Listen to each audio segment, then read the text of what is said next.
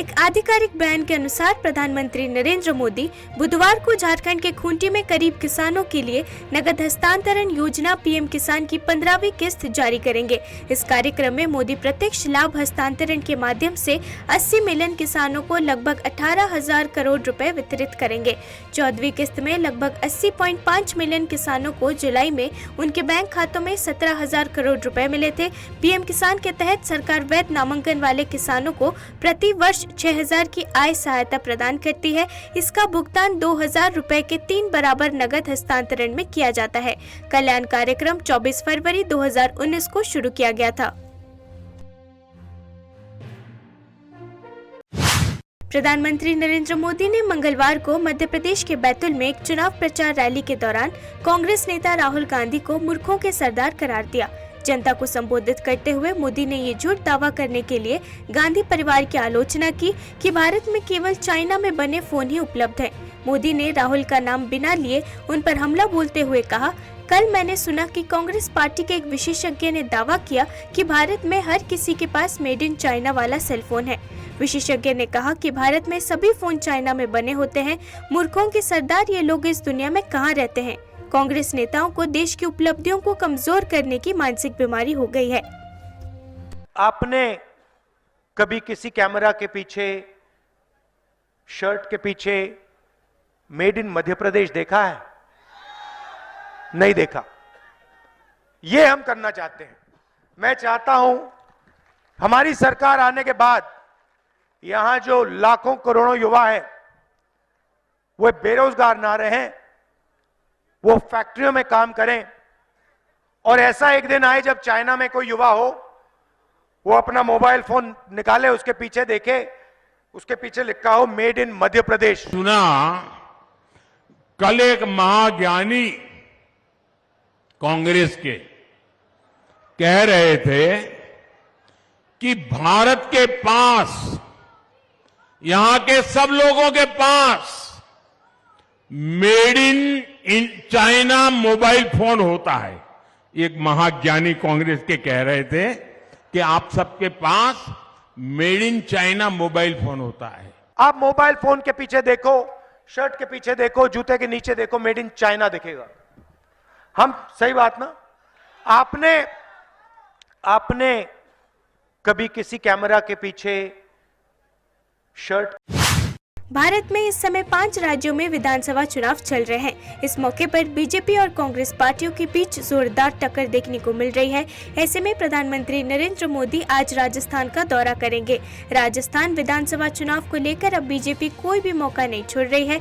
अब जैसे जैसे मतदान की तारीख नजदीक आ रही है, बीजेपी के शीर्ष नेतृत्व समेत पार्टी के स्टार प्रचारकों ने ताबड़तोड़ दौरे शुरू कर दिए हैं। इस क्रम में प्रधानमंत्री नरेंद्र मोदी खुद आज राजस्थान के चुनावी दौरे पर जाएंगे। प्रधानमंत्री मोदी आज बाड़मेर के बायतू में बीजेपी की अध्यक्षता में एक जनसभा को संबोधित करेंगे। भारत के चुनाव आयोग ईसीआई ने मंगलवार को 5 राज्यों में विधानसभा चुनावों के लिए प्रचार करते समय प्रधानमंत्री नरेंद्र मोदी के खिलाफ कथित तौर पर गलत बयान देने के लिए आम आदमी पार्टी के राष्ट्रीय संयोजक अरविंद केजरीवाल और कांग्रेस नेता प्रियंका गांधी को कारण बताओ नोटिस जारी किया। भारतीय जनता पार्टी की अलग अलग शिकायतों के आधार पर चुनाव पैनल ने दोनों नेताओं से जवाब मांगा कि 16 नवम्बर तक उनके खिलाफ कार्रवाई क्यों न शुरू की जाए। दोनों पार्टियों की ओर से तत्काल कोई प्रतिक्रिया नहीं आई। ऐसा तब हुआ जब भाजपा ने 10 नवंबर को एक वीडियो को लेकर चुनाव आयोग से संपर्क किया, जिसे 8 नवंबर को आम आदमी पार्टी के एक्स प्लेटफॉर्म से पोस्ट किया गया था, जिसमें मोदी और उद्योगपति गौतम अडानी शामिल थे। अगले दिन पार्टी ने अडानी और मोदी की तस्वीर पोस्ट की और आरोप लगाया कि प्रधानमंत्री जनता के लिए नहीं बल्कि उद्योगपतियों के लिए काम करते हैं। भारतीय क्रिकेट टीम के पूर्व कप्तान और हैदराबाद के जुबली हिल्स निर्वाचन क्षेत्र से कांग्रेस उम्मीदवार मोहम्मद अजहरुद्दीन ने घर घर जाकर प्रचार किया। पूर्व भारतीय कप्तान ने स्थानीय लोगों से मुलाकात की और अपने चुनावी पर्चे बांटे। अजहरुद्दीन मोहम्मद ने कहा, जनता बीआरएस सरकार के बारे में शिकायत कर रही है क्योंकि उन्होंने कोई विकास नहीं किया है। जल निकासी की समस्या है और लोग बीमार पड़ रहे हैं। कोई विकास नहीं हुआ है। विधायकों ने यहाँ विकास कार्य नहीं किया और आपराधिक गतिविधियाँ की। तेलंगाना में 30 नवंबर को विधानसभा चुनाव होने हैं और 4 अन्य चुनावी राज्यों के साथ वोटों की गिनती 3 दिसंबर को होनी है। राज्य में भाजपा, बीआरएस और कांग्रेस के बीच त्रिकोणीय मुकाबला होने की संभावना है। पर मैं बहुत कंप्लेन कर रही, क्योंकि कोई भी डेवलपमेंट है वहाँ कहीं भी गली में, मैं तो आज रिमोट आपने मेरे साथ चला है, वो एकदम पतली पतली गलियों में जाए वहाँ पे बिल्कुल ड्रेनेज का प्रॉब्लम है, पानी गंदा पानी आते रहता है। लोग कह रहे हैं कि हमारे जो यंग बच्चे हैं उनको बहुत बीमारियाँ होती है, उससे वो लोग बिल्कुल बस बच्चे तो उनके फौत भी हो गए, क्योंकि डेंगू से, ट्यूबरकुलोसिस से, हर चीज़ से गए। और हर जगह आप जाए वहाँ कचरा है, बिल्कुल डेवलपमेंट जीरो नहीं। नाम बड़ा है जुबली बोल के, जो एमएलए जो है मैंने कोई जो अभी जो एमएलए उन लोगों ने कुछ में काम नहीं किया, जीरो काम किया, डेवलपमेंट नहीं किया, खाली राउडीज़म किया, लड़ाई झगड़े किया, बस किसके फ्लैटा बन रहे, फ्लैटों में से अपना हिस्सा ले लिया। और किसी भी पार्टी में विधायक स्तर के कई नेता होते हैं, लेकिन सीएम की रेस में 1 या 2 ही नजर आते हैं। लेकिन कांग्रेस अलग है, पार्टी में मौका मिला तो हर कार्यकर्ता मुख्यमंत्री है। अगर कांग्रेस पार्टी सत्ता में आती है तो मुख्यमंत्री कौन होगा, ये पूर्व मंत्री वरिष्ठ कांग्रेस नेता निजामाबाद शहरी कांग्रेस उम्मीदवार मोहम्मद शब्बीर अली ने तय कर लिया है। शब्बीर अली ने ये कहकर मटकी फोड़ दी कि उनकी पार्टी के राज्य शाखा के अध्यक्ष रेवंत रेड्डी भावी सीएम है। उन्होंने कामारेड्डी निर्वाचन क्षेत्र के मच्चा रेड्डी मंडल के रेड्डीपेट में कांग्रेस पार्टी द्वारा आयोजित चुनाव प्रचार रोड शो में भाग लिया। इस मौके पर शब्बीर अली की सीएम कैंडिडेट पर की गई टिप्पणी सनसनी बन गई। ड्रैगन देश के नेता शी जिनपिंग संयुक्त राज्य अमेरिका गए। वो अमेरिकी राष्ट्रपति जो बाइडेन के साथ अहम बातचीत करने के लिए वहां पहुंचे थे। हालांकि अमेरिका मंत्रियों और वरिष्ठ अधिकारियों ने सैन्य औपचारिकताओं के साथ शी जिनपिंग का भव्य स्वागत किया। अब जब अमेरिका और चाइना के रिश्ते खराब हो रहे हैं तो शी जिनपिंग का अमेरिका दौरा प्राथमिकता बन गया है। इसके अलावा शी जिनपिंग जो बाइडेन के निमंत्रण पर सैन फ्रांसिस्को में आयोजित एशियन प्रशांत आर्थिक सहयोग सम्मेलन में गए। इस मुलाकात के बाद अमेरिका के राष्ट्रपति जो बाइडेन कैलिफोर्निया में चाइना के राष्ट्रपति शी जिनपिंग से मुलाकात करेंगे।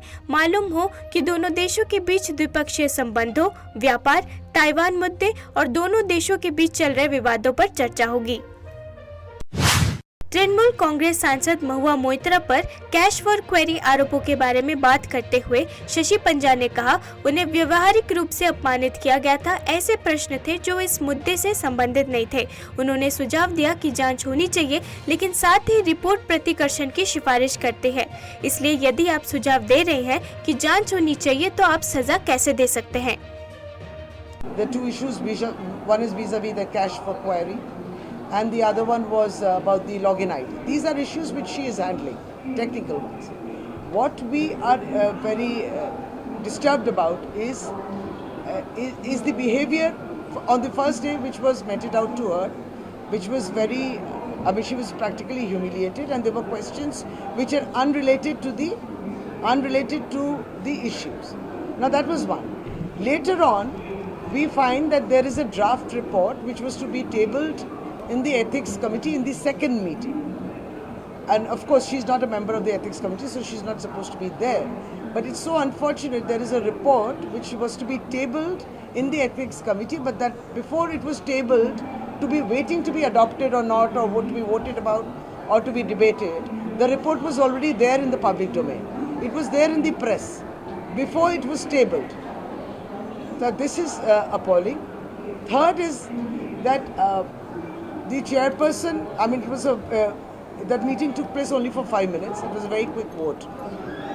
Leave alone that, but already they are suggesting that there has to be an investigation. But at the same time, the report is saying that is recommending expulsion. So if you are suggesting that there should be an investigation on those two issues, then how can you pronounce a punishment before the investigation has taken place? That's also at that time we. Sahara group chairman Subrata Roy का cardiorespiratory arrest के कारण निधन हो गया। Subrat metastatic घातकता, उच्च रक्तचाप और मधुमेह से उत्पन्न जटिलताओं का सामना कर रहे थे। तबीयत ज्यादा खराब होने के बाद उन्हें 12 नवंबर को मुंबई के कोकिलाबेन धीरूभाई अंबानी हॉस्पिटल में भर्ती कराया गया था। तबीयत थोड़ी बिगड़ी परसों, तो आए, पर वही हमको तो वही लगता था कि चलो थोड़ा स्टेबल होके जाएंगे, बट अचानक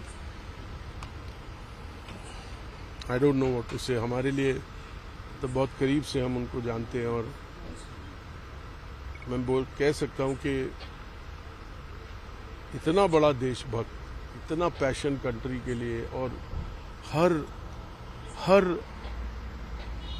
पर्सन जो उनसे जुड़ता था, उनके साथ उनका एक जो पर्सनल रैपो होता था, जिस तरह वो एक एक का ख्याल रखते थे पर्सनली, वो ऐसे ही नहीं सहारा परिवार कहते हैं हम लोग। हम उस संस्था में 6-6 साल टॉप लेवल पे काम कर चुके हैं और आपको बता सकते हैं कि जब वो अपनी संस्था को एक परिवार कहते थे तो सच में एक परिवार की तरह चलाते थे।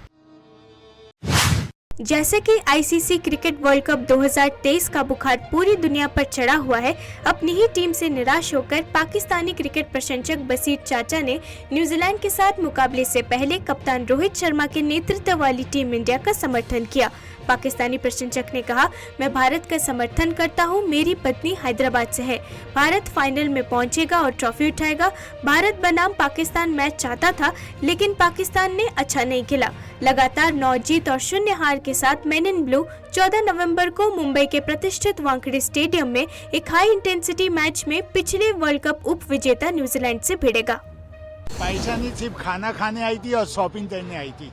तो इंडिया इंशाल्लाह फाइनल तक वर्ल्ड कप ले जाएगा। इंडिया तो बहुत खिलाड़ी, आप भलोते ही नहीं डरते, तब अच्छे खिलाड़ी है। जाहिर बात है इंडिया तो सपोर्ट करूंगा, बीवी हैदराबाद की है, तो इंडिया इंशाल्लाह फाइनल तक वर्ल्ड कप ले जाएगा। रोहित शर्मा तो कल के मैच में आप किसको देख रहे हैं कि बेहतरीन प्लेयर होगा? विराट कोहली, रोहित शर्मा? इंडिया तो बहुत खिलाड़ी, आप भलोते ही नहीं डरते, तब अच्छे खिलाड़ी है। आप 7 नंबर तक प्लेयर हो तो देखो टॉप तक खिलाड़ी है। सर, हमने देखा है कि आप पाकिस्तान को भी, टीम को भी काफ़ी सपोर्ट करते हैं और आपका एक अलग रुतबा है सारे फैंस का जो वर्ल्ड है उसमें, लेकिन पाकिस्तान को